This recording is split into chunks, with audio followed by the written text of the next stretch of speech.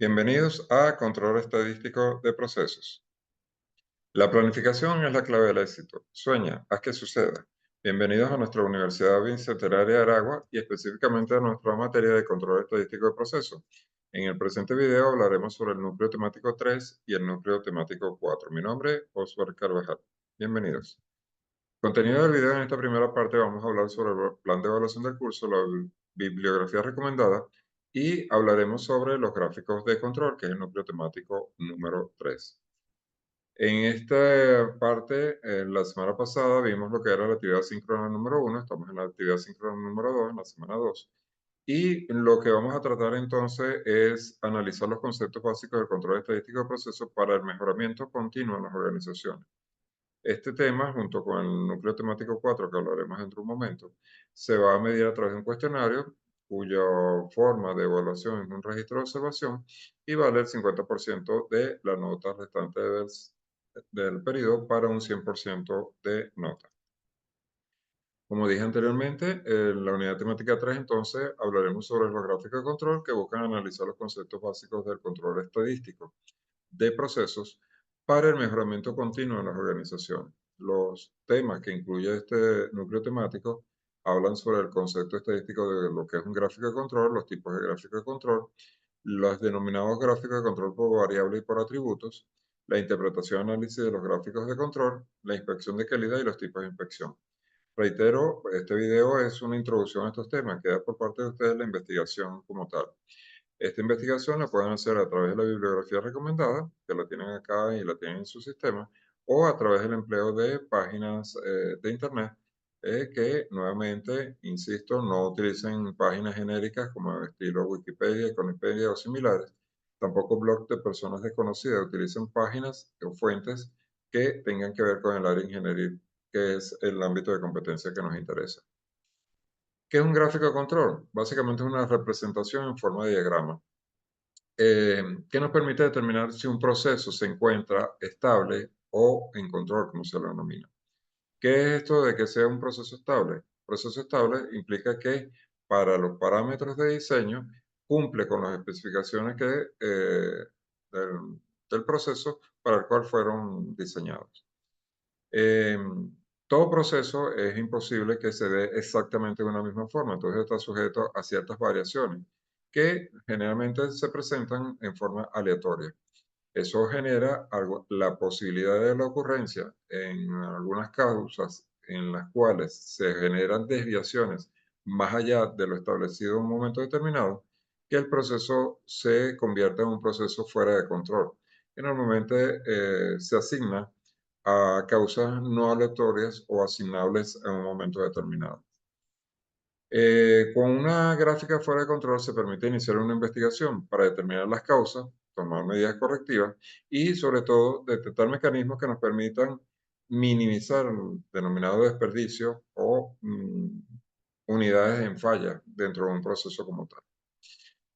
Un gráfico de control está determinado por básicamente unos elementos, como lo muestra aquí esta gráfica acá. Primero un elemento, tenemos un eje X que normalmente es indicador del tiempo, se mueve a través de lo largo del tiempo, y un eje vertical donde se representa la variable que queremos medir. Ahora, esta gráfica va a contener tres elementos básicos que nos van a interesar estudiar. Una línea central, que es la media de un proceso determinado, un límite inferior de control y un límite superior de control. Si todos los puntos o las mediciones que se hagan a lo largo del tiempo coinciden entre estos dos valores y su comportamiento es en forma aleatoria, por encima o por debajo de la línea central, y dentro de los límites superiores decimos que el proceso está en control. Si tuviese todos los valores entre la línea central, por ejemplo, y el control superior, todos los valores lo tuviéramos reflejados en esta zona, ese proceso está fuera de control. La idea es que esté en un proceso aleatorio, como se observa en esta gráfica, puntos por encima o por debajo de esa media y dentro de los límites establecidos. Ahora, en los gráficos de control existen dos tipos, los denominados gráficos de control por variable y gráficos de control por atributos. En los gráficos de control por variable sirven para analizar características de la calidad de variables continuas que representan. por ejemplo, el diámetro, la longitud, el volumen, y permiten determinar una falla potencial en la calidad de un proceso debido a su aleatoriedad. Este gráfico puede representar resultados que estén fuera del límite de control y aún requeriría un análisis extra para determinar exactamente qué es lo que sucede. Si se observan acá en esta gráfica, ejemplos de una muestra en el tiempo, se van tomando mediciones de la muestra y estas se encuentran dentro de una media R y un límite de control inferior y un límite de control superior. Todos los valores en forma aleatoria se mantienen dentro de esta espectro. Ahora, también se pueden obtener lo que se denominan variaciones de los gráficos de control por variables, como son los gráficos P, que básicamente buscan graficar la media y ver qué tan alejado está nuestro proceso de esa tendencia central a medida de los datos. La gráfica R, que muestra qué tanto es la dispersión o uniformidad de un proceso dentro de una muestra. La gráfica X menos R mide la relación de las especificaciones de calidad con la tendencia central y la dispersión. O otras como los promedios menos la desviación estándar, la mediana y los rangos, o las lecturas individuales de rango. Usualmente la más utilizada es la gráfica que vimos anteriormente, en la cual tenemos una media y los límites de control superior e inferior. Pero dependiendo del análisis estadístico que pudiéramos estar haciendo, en un momento determinado se pudieran utilizar algunas de otras gráficas. Ahora, las gráficas por atributo representan variables discretas. En este caso, puntualmente, vamos a medir la característica en función del tiempo que se evalúa la misma. Estas gráficas generan gráficos de tipo P, en el cual se mide el porcentaje de defectos por muestra. Por ejemplo, si tenemos una muestra de 1000 productos y 200 de ellos tienen al menos un defecto, hay una fracción defectuosa que es 200 sobre 1000, 0,20. Este valor se ubica en el gráfico sobre el eje Y y es lo que nos da la medición puntual. También existen los gráficos NP que representan el número de unidades defectuosas en una muestra. Entonces, para mi ejemplo de mis productos, 200 de ellos tienen al menos un defecto, 200 será el valor a ubicar en el gráfico sobre el eje Y. El gráfico C representa el número de defectos por unidad de producción. Por ejemplo, el número de zonas desgastadas que tenga una chaqueta de cuero. Si la chaqueta tiene más de 5 zonas desgastadas, se considera una unidad no conforme. O los gráficos U que miden los porcentajes de defectos en una unidad durante un periodo de muestreo. Nuevamente, dependiendo del interés que tengamos en un momento determinado, podemos acudir a la estadística y utilizar alguna de estas medidas. Ahora, estos gráficos nos permiten entonces realizar o manejar la data a través de lo que es la inspección de calidad, que consiste en examinar y medir características de calidad de un producto para determinar o lograr medir cierto atributo que se quiera comparar o verificar.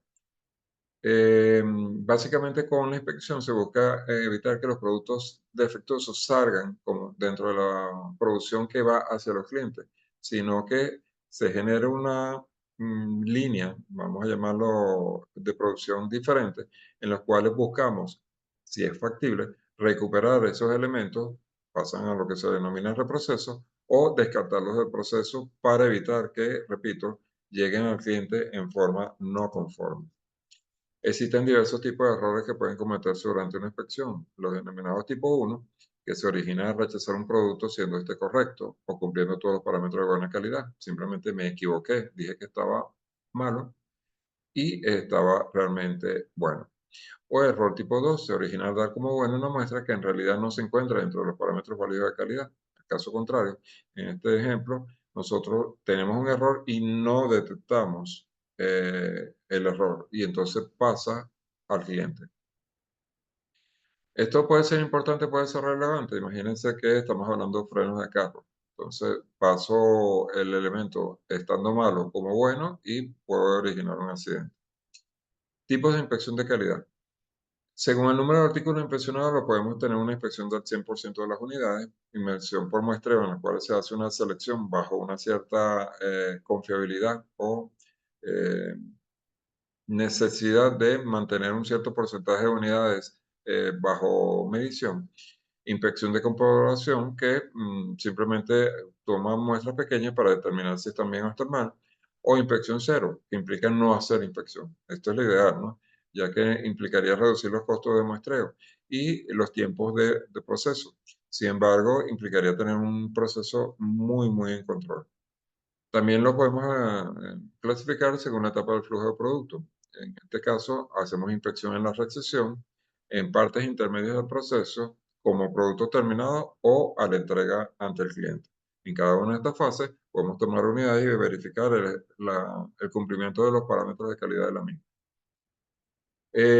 También tenemos la inspección durante la entrega en el almacén como producto almacenado, una inspección de auditoría para comprobar y diagnosticar si las garantías de calidad y inspección normal están funcionando normalmente, o inspección por terceras partes, por ejemplo, cuando se hacen exportaciones o las que utiliza el gobierno. Normalmente, por ejemplo, en el caso de los procesos cerveceros, el gobierno toma inspecciones que son de este tipo o normalmente cuando hay elementos psicotrópicos o elementos que pueden ser sustancias controladas, que los organismos respectivos pueden hacer este tipo de inspección.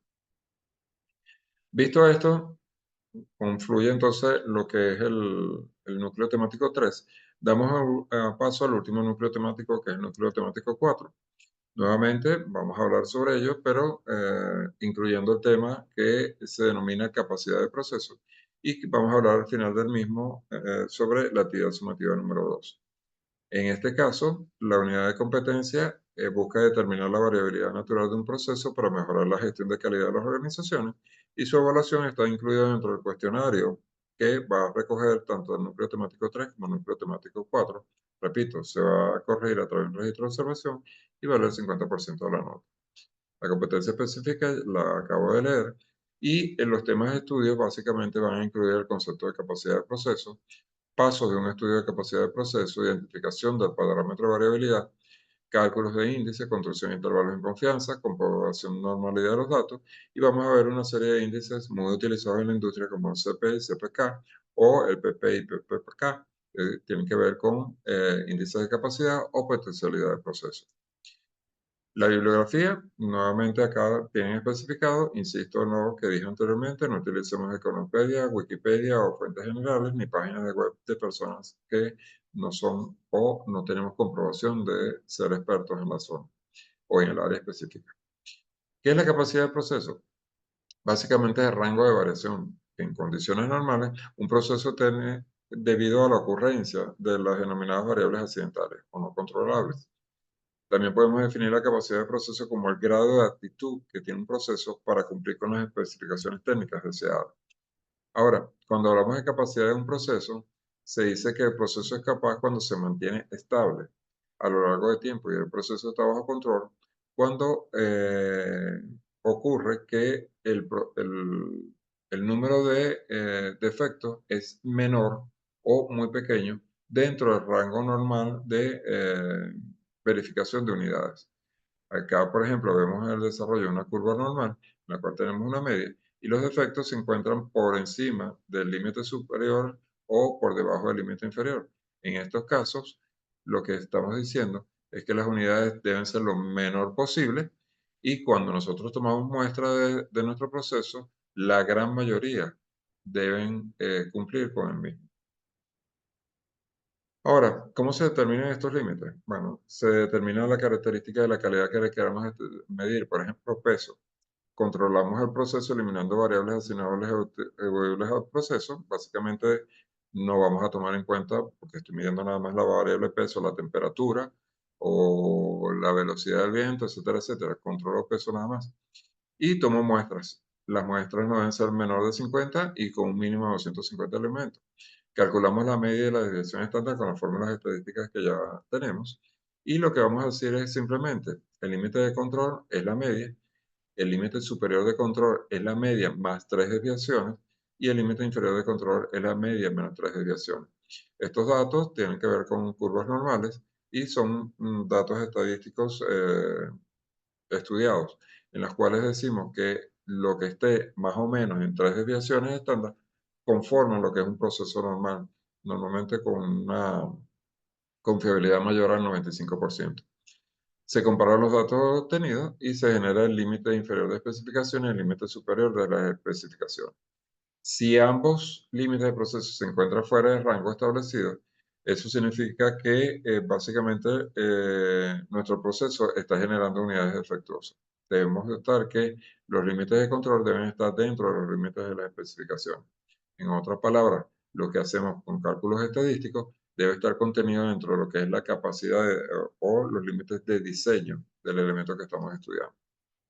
Por ejemplo, en esta gráfica observamos, si este es el límite de control al medio, el límite superior de control y el límite inferior, los límites de las tolerancias de diseño, que son estas barras rojas que están acá, implicaría que mientras mi proceso esté dentro del límite de diseño, mi proceso está bajo control. Ahora, pues muy por el contrario, si se sale el límite inferior de control o el límite superior de control se sale de lo que es el límite de diseño, obviamente nuestro proceso se encuentra descontrolado, no se encuentra centrado y por lo tanto está generando unidades defectuosas. También utilizamos lo que son las medidas de dispersión para medir la variabilidad de nuestro proceso, de nuestra población. Decimos que la varianza, tal vez la más utilizada, es la dispersión promedio que representa cada dato evaluado con respecto a su valor medio. Eh, También utilizamos la desviación estándar o el coeficiente de variación. Todo depende de lo que en la práctica o la estadística nos sirva para medir nuestros procesos. Muy probablemente la mayor utilización es con respecto a la varianza, pero la desviación estándar también es muy utilizada. Ahora, esa formulación matemática lo que va a originar es la generación de los denominados intervalos de confianza. Nosotros vamos a determinar, y aquí les recuerdo la parte de estadística, que a través de una curva normal, nosotros podemos tener con una confiabilidad dada, podemos obtener valores de z normalizados que van a permitir establecer una media con un promedio y una desviación que viene expresada por la normalización de la variable z y la multiplicación de la desviación entre la raíz de n. Esta fórmula es de la parte de normalización de una curva normal y básicamente lo que me va a permitir entonces establecer los intervalos de confianza. Si yo digo que tengo una confiabilidad del 99% o busco una confiabilidad del 99%, yo tendré que utilizar un factor en esta fórmula de 2.575, que es estadístico, repito, y corresponde a las tablas normales. Pero si lo utilizo una confianza 0.90, bajo 1.645. ¿Por qué es importante? Y de repente decimos, bueno, si la diferencia no es mucho, ¿por qué no utilizo punto .90 y punto .99? Porque dependiendo de los valores que esté utilizando, esto puede generar intervalos de confianza muy grandes o que generen en un momento determinado eh, unidades defectuosas dentro del proceso porque se desplazó con respecto al límite de diseño. Entonces, estos elementos a su vez nos van a permitir utilizar dos parámetros que mencioné anteriormente. Uno de ellos es la capacidad de proceso, que es muy utilizado en todo lo que es los procesos en las líneas de producción. Un proceso se dice que tiene una capacidad de proceso cuando refleja la capacidad que tiene el mismo para producir piezas de acuerdo con las especificaciones. O sea, la capacidad de proceso me dice realmente cuál es la fuerza, por llamarlo de alguna forma, de mi proceso para generar unidades buenas. Es un cálculo estadístico, se calcula como la diferencia entre los límites de diseño entre 6 desviaciones. Cuando mi proceso está dentro de este proceso con un valor positivo, me genera entonces esa posibilidad de que mi proceso me genere unidades en buen estado. Ahora, la forma de medirlo es muy siguiente. Si yo tengo, y esto es estadística nuevamente estudiado a través de los años, si mi capacidad de proceso es mayor que 2, se habla de existencia de un proceso de clase mundial. Los procesos de clase mundial son procesos que están extremadamente medidos y que corresponden a las más altas eh, confiabilidad de generación de unidades en buen estado. Si está entre 1.3 y 2, se dice que es adecuado. Si está entre 1 y 1.3, es adecuado para el trabajo, pero hay que monitorearlo porque fácilmente se puede salir de proceso. Entre 0.7 y 1 no es adecuado para el trabajo y menor a 0.7 se descarta. Hay que modificar realmente el proceso. Ahora, se habla que el CP se puede modificar para evaluar también dónde se localiza la medida del proceso respecto a las especificaciones. Y este índice modificado con respecto a la medida es lo que se denomina CPK. El CPK es el mínimo valor entre estas expresiones. En vez de utilizar 6 sigmas, utilizamos 3 desviaciones y eso nos permite entonces encontrar, uno, el límite superior menos la media sobre 3 sigmas, un valor superior, y un media menos el límite superior e inferior y 3 sigmas, un valor inferior. Estos dos valores se toma el menor de ellos y se aplica la fórmula que nos permite entonces determinar el denominado CPU, que es la expresión al límite superior, o el CPL a la expresión del límite inferior. ¿Esto qué permite? Que valores mayores a 1 indica que el proceso está fabricado con artículos que cumplen con las especificaciones y están muy cercanos a la media. Valores menores a 1 indica que el proceso está produciendo artículos fuera de las especificaciones y valores de 0 negativo indica que la media del proceso está completamente fuera de control. Por lo tanto, el CP mide lo que es la capacidad potencial del proceso, mientras que el CPK mide la capacidad real del proceso, que tan cercano estoy a mi media. El otro elemento que les hablaba era la potencialidad del proceso, que se mide como más o menos 3 desviaciones y en su extensión total son 6 desviaciones. Si este valor de capacidad de proceso es mayor que 1, significa que el proceso es capaz de satisfacer a nuestros clientes. Sin embargo, si yo tengo este valor es mayor que 1.5, se debe buscar, mejor dicho, si el valor es mayor a 1.5, genera un proceso más sólido todavía. Debemos buscar valores superiores a 1.5 para garantizar mi proceso. Aquí hay una CD más en esta lámina acá. Si el CP es mayor que el HP, implica que el proceso es capaz de satisfacer más unidades, porque el rango de valor de la capacidad del proceso es mayor que el rango de satisfacción que es requerido por el proceso. Si es igual, se satisface ambas especificaciones del cliente, pero si es menor, el proceso no es capaz. Estos índices, repito, se utilizan mucho en la línea de producción y son elementos que nos permiten entonces determinar en un momento determinado con antelación si debo de tener un proceso o no para evitar, repito, la generación de unidades defectuosas.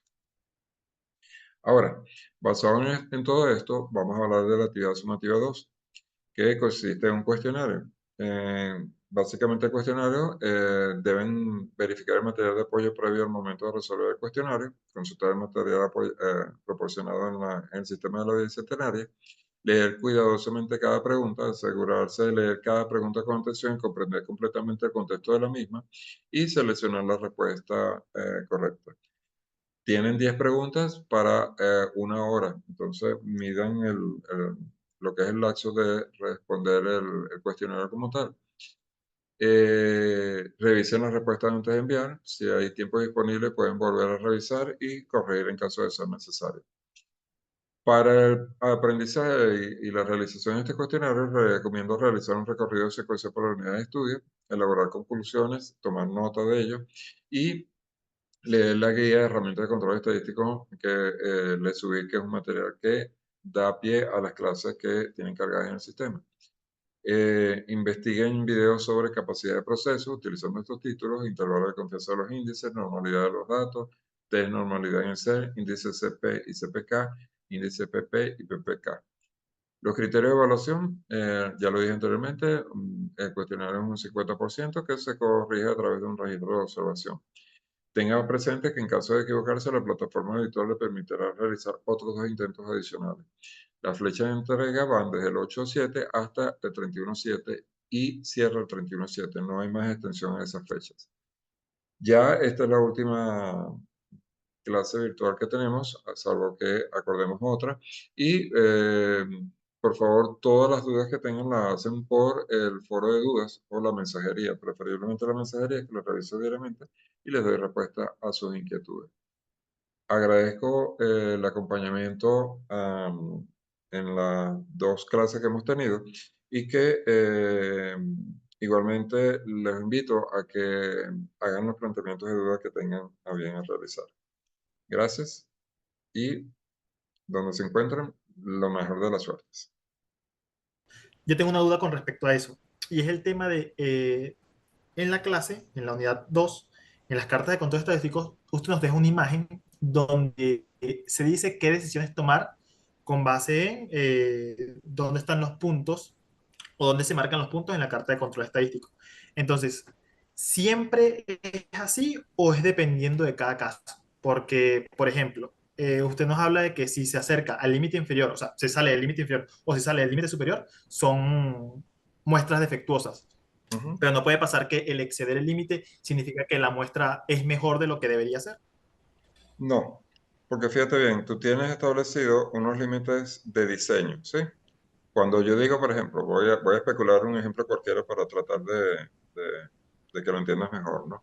Suponte tú que yo hago un proceso y digo que mi diseño me permite la generación de barras de aluminio de una longitud de entre 5 milímetros y 15 milímetros. Toda barra que yo produzca entre 5 milímetros y 10 milímetros y 15 milímetros está bien, ¿sí? ¿Cuál es la media? 10 milímetros. Si yo aplico las fórmulas de límite superior e inferior, ponte tú que me dé, te repito, estoy inventando el ejemplo en este momento, que no me dé el límite superior de diseño de 15, sino que me dé 12. Y el límite inferior de diseño, siendo 5, el límite calculado con fórmula me dé 8. Entonces yo tengo una media en 10, más o menos 2, ¿sí? Con la Ok. desviación. Ese rango me dice mi proceso está en control. Todas las unidades que yo produzca ahí están en control. Cuando yo me salgo de ese rango, y ojo, puse adrede una diferencia de 3 entre ambos límites superiores y el límite inferior. ¿La unidad está buena? Sí, pero para el diseño del proceso está fuera de control. Si yo me excedo y hago la barra en 16 milímetros, ¿qué pasa con esa barra? ¿Está bueno o está mal? No Está mala porque fuera de sale, control. sale el límite. O sea, se sale Está del límite. fuera del límite de control, pero también está fuera del límite de especificación. O sea, está requete mala. ¿Sí? Ok. Y ahí es donde se ve que produce mayor costo de fabricación, desperdicio, ¿no? Exacto. Ahora, si está entre 12 y 13, ¿ok?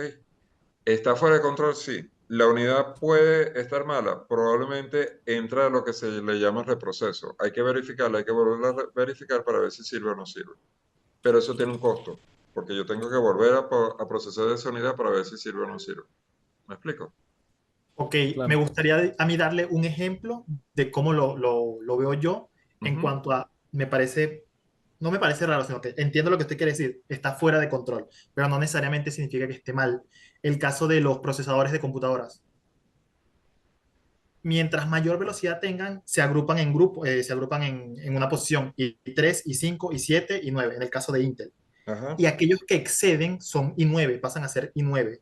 Y los que están por debajo pasan a ser i3, que tienen menos capacidad, menos potencia, por así decirlo. No, no, ¿No ocurre así? no. Porque lo que tú me estás diciendo es que hay un diseño, ¿ok? De un chip i9, Ajá, sí. i7, i3, y cada uno de ellos tiene una característica de diseño particular. No es que yo porque el proceso lo hice, caí en un i9 ahorita y más tarde en un i7 y después en un Sí, sí, i5. funciona así, porque se llama suerte del silicio. No, no, no.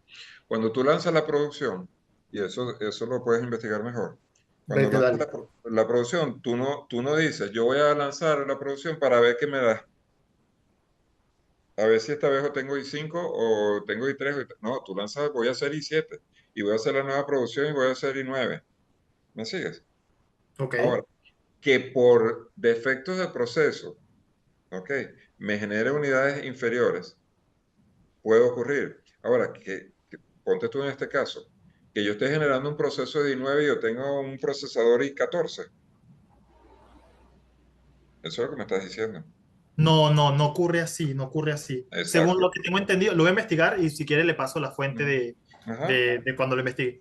Pero funciona de la siguiente forma. Se hace y como el silicio es un material tan delicado, las Ujú. uniones, cuando hay errores en las uniones, ellos distribuyen según qué tan mal haya sido el proceso o cuánto aire haya quedado entre cada una de las uniones. Y ahí deciden en qué grupo lo dejan, pues. Si va a Yo ser lo que I3. me atrevería a decir es que hay unas características en el proceso que hacen que el requerimiento de diseño se desvía la producción hacia I9, I7 o I5. Eso sí te lo puedo aceptar. Pero no es que la unidad me está arrojando unidades y yo digo, ahorita me salió un I5. No, más tarde me salió un I7. No, eso no funciona así. Ok, Porque de hecho, cuando tú vas a hacer la producción, fíjate, los procesadores van muriendo en el tiempo. ¿Qué quiero decir con esto? Ya nadie está haciendo un I1, un I2, un I3. ¿Sí? A medida que vamos avanzando, vamos superando las etapas. Eso van desapareciendo los anteriores. Si yo tengo un proceso en que el sistema no me permite controlarlo, estuviera generando unidades que no van a ser utilizadas y unidades que sí van a ser utilizadas. Eso generaría procesos altamente costosos. No creo que funcione de esa forma, o por lo menos conceptualmente no debe funcionar de esa forma. Lo más seguro es que haya que interpretar qué es lo que quisieron decir con el artículo. Entiendo un poco lo que me estás diciendo, mas no comparto, y esto te lo digo ya como ingeniero industrial como tal, ¿no? Jamás he oído de un proceso de esa naturaleza. Ahora, ustedes pueden tener, por ejemplo, vamos a ponerlo en otro contexto. Eh, Puedo hacer granos de maíz. Ok. Yo hago una producción de granos de maíz, ¿sí? Y desconcho el grano de maíz, ¿sí? Lo desconcho, no. Pelo la mazorca de maíz, ¿sí? Y genero granos, ¿de acuerdo? Esos granos yo los puedo pasar por tamices, ¿cierto? Y esos tamices entonces me generarán diferentes granulometrías de granos. ¿Me siguen? sí, Sí. No sé, estoy especulando ahora. Los granos chiquitos no me sirven para hacer cotufa, ¿ok? Me sirven es para hacer alimentos para pollo. Los granos más grandes sí los utilizo para cotufa. Los intermedios los utilizo para, ¿cómo se llama esto? Ensalada de, de vegetales, qué sé yo. Lo que te quiero decir es que una producción completamente aleatoria en cuanto a la granulometría, aunque van a tener unas especificaciones, seguro que por diseño de genético, yo puedo determinar un rango en que esas plantas me generen granos, pero no puedo determinar que todos los granos sean exactamente de 1 milímetro, 2 milímetros, 3 milímetros. Cuando los tamizo, separo, y eso debe estar pasando igual con los chips, separo la producción y le doy uso diferente. Pero ¿cuál es el elemento que fabriqué? Maíz. ¿Sí? ok, Lo que no lo veo tanto en los chips, porque justamente yo puedo entender que de repente la materia prima del silicio se adapta para uno, se adapta para otro. Eso es lo mismo que te estoy diciendo del maíz. Pero dudo mucho que me vaya a generar un I5, me vaya a generar un I9, sino que la materia prima que por alguna característica la separo, me genera procesos para producir un tipo de conductor o otro tipo de conductor. En este caso te estoy diciendo, para producir eh, ¿cómo se llama? Cotufa o para producir alimentos para pollos. ¿Sí? Algo de sí, eso de debe hecho, estar pasando. su ejemplo llegó bastante a lo que ocurre con Intel. O sea, lo que ocurre es eso. Realmente i3, i5, i7 e i9 van en todas las generaciones. Lo que pasa pasando es que primera generación, segunda generación, pero siguen siendo un procesador i3, i5, i7 y así durante todo el tiempo. Lo cambiaron recientemente ahorita para el 2024, pero siempre ha sido así desde hace muchísimo tiempo. Y lo Ok. que ocurre es eso. Se tamiza, por así decirlo, los chips y aquellos que ya han salido con mejores especificaciones, por así decirlo. Y no es un tema de mejores especificaciones, porque las especificaciones se las añaden luego ellos, pero la conductualidad de energía, depende de cada conductualidad, se pone en grupo, como usted dijo, unos para cotufas, otro para alimento de animal, otro para hacer maíz de harina pan, y así. Exacto. Por la conductividad sí te lo compro. ¿Ok? Ok, De alguna forma deben separarlos. ¿Ok? Tamizarlo, para utilizar el ejemplo que estaba utilizando. No sé, no conozco el proceso, pero seguro que debe ser algo así. Ahora, el concepto original que te había entendido, no, que ahora se genera un I3, un I5 y 7, eso no tiene cabida. Ahora, separar la calidad de la materia prima que produje, eso sí tiene sentido. ¿Sí? Lo que ok, pasa es que ok. ahí pasa algo con esos procesadores que ellos vienen hechos, por así decirte, con una misma estructura. Ellos se trabajan por chipset. O sea, ¿qué tipo de chipset es? Lo que pasa es que llega un momento que ellos le hacen una prueba de rendimiento y Ujú. dependiendo de lo que arrojen, ellos se clasifican y agrupan. ¿Qué pasa? Ellos, es como por decirte, no sé, estamos haciendo una prueba de, de unos contractores industriales que tienen varios canales, de 110, 112. Claro, por ejemplo, un contractor industrial no funciona como funciona un procesador, porque el contractor industrial no depende de qué tanto, o sea, qué tan buena sea la soldadura del mismo, por así decirlo, porque ellos siempre manejan un estándar. Pero pongamos el caso hipotético de que el contractor dependa de, también hay algo llamado la lotería del estaño, que dependiendo de qué concentración tenga el estaño, él va a ser más resistente al calor, o sea, va a tener un mayor punto de ebullición o no, Ujú. ¿verdad? ¿Qué pasa? Sí, Lo que quiere decir, obviamente debe estar afectando la conductividad de alguna forma.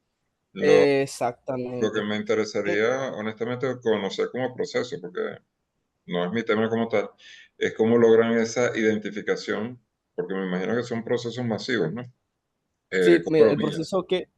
el proceso que hacen es que un procesador funciona de esta forma. El procesador tiene, a medida que tenga más, ¿cómo se dice? Más actuales el procesador, más transistores tiene.